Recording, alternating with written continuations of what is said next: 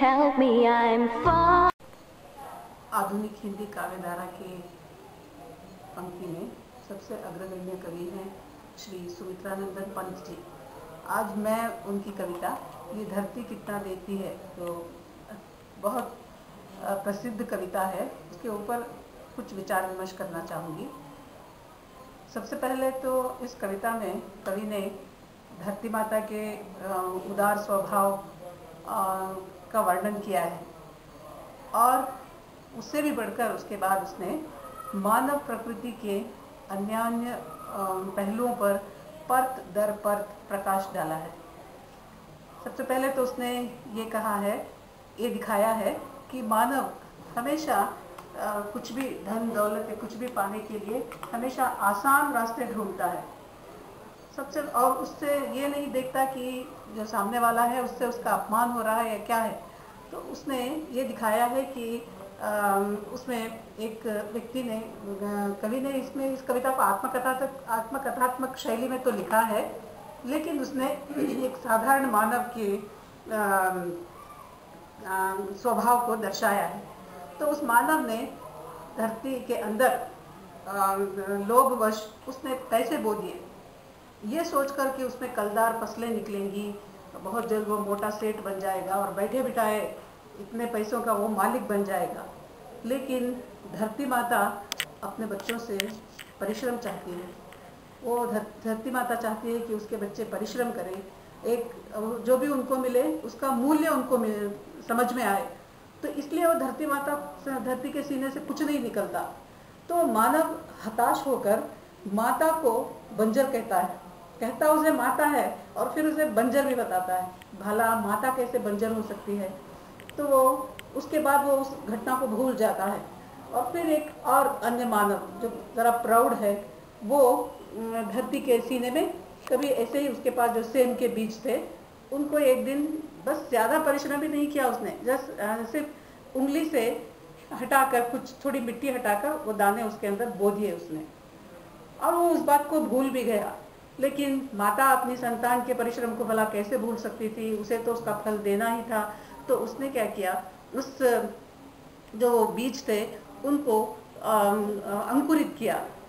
और वो व्यक्ति ये देखकर इतना हैरान रह गया कि उसने तो ऐसे ही कुछ एक थोड़ा सा परिश्रम किया था और धरती माता उसे उसका बदला देने पर उतारू है। तो धीरे धीरे वो बेलें इतनी बड़ी इतनी फली फूली और उनमें इतनी फलियां लगी कि उसने सोचा भी नहीं था कि उसका एक छोटा सा परिश्रम इतना अच्छा रंग लाएगा, इतना ज़्यादा उसका उसे परिणाम मिलेगा। तो उसने वो फलियां खुद भी खाई, अपने अड़ोस पड़ोस में बंटवाई, आते जातों को दी, मांगतों को दी, सबको उसने जी भर कर खिलाया और खाया। तो इससे ये पता चलता है कि धरती माता हमसे परिश्रम चाहती है। मतलब वो कोई भी व्यक्ति बिना परिश्रम के, जो यदि वो चाहती है कि जो भी हमें मिले उस धरती की ओर से मिले वो परिश्रम के साथ मिले, क्योंकि जब जो चीज़ हम परिश्रम से पाते हैं उसका मूल्य हमारे पास बहुत ज़्यादा होता है। बैठे बिठाए यदि कोई चीज़ मिल जाती है तो हमारे पास उसका मूल्य अधिक नहीं होता।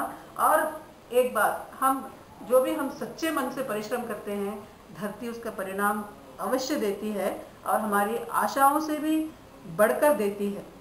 तो वो और एक बात है कि मानव जो अपने कुछ कुकर्म करके वो चाहता है कि उसे उसका अच्छा परिणाम मिले, तो ये हमें इसके लिए धरती को धन्यवाद देना चाहिए कि कभी कभी हमारे कुकर्म का परिणाम वो नहीं देती, कुपरिणाम हमें नहीं मिलता। तो धरती माता चुप रह जाती है। जब हम अच्छे कर्म करते हैं तो हमारी आशाओं से भी बढ़कर वो हमें परिणाम देती है। और एक माँ से हम और क्या आशा कर सकते हैं? एक माँ हमारे लिए अच्छा ही सोचेगी, अच्छा ही देगी।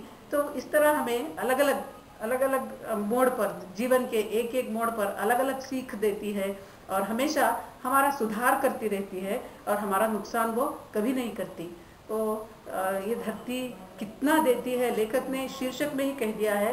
कितना मतलब हम सोच भी नहीं सकते, हम अंदाज भी नहीं लगा सकते, हम कोई अनुमान भी नहीं कर सकते कि वो कितना और क्या कुछ नहीं देती हमें। और हम हैं कि कभी कभी भूल जाते हैं ये बात। धरती माता के इस दया को हम भूल जाते हैं और धरती माता के ही परिसर को, उसे पर्यावरण को उजाड़ने की कोशिश में लगे रहते हैं। धरती माता ने जो ये फल, पेड़ पौधे वगैरह अपने सीने पर उगा रखे हैं वो हमारी भलाई के लिए हैं, और लेकिन मानव ये नहीं सोचता कि अगर वो उसको काटता जाएगा तो आगे आने वाली पीढ़ियां उसके लिए, धरती के, वो भी धरती के संतान हैं, तो आगे आने वाली पीढ़ियों को कितना कष्ट होगा। तो इस तरह हम धरती माता के इस उपकार को न भूलकर हमें भी उसका उपकार मानना चाहिए और समझना चाहिए, और समझने के लिए बहुत ही बारीक दृष्टि चाहिए, और कभी ये नहीं सोचना चाहिए कि हमें आसानी से सब कुछ मिल जाएगा। परिश्रम का मूल्य धरती हमें हमेशा समझाती रहती है।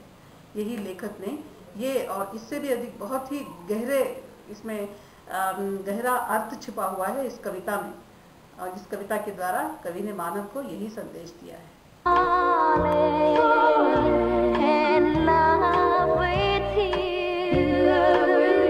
Close the door to temptation.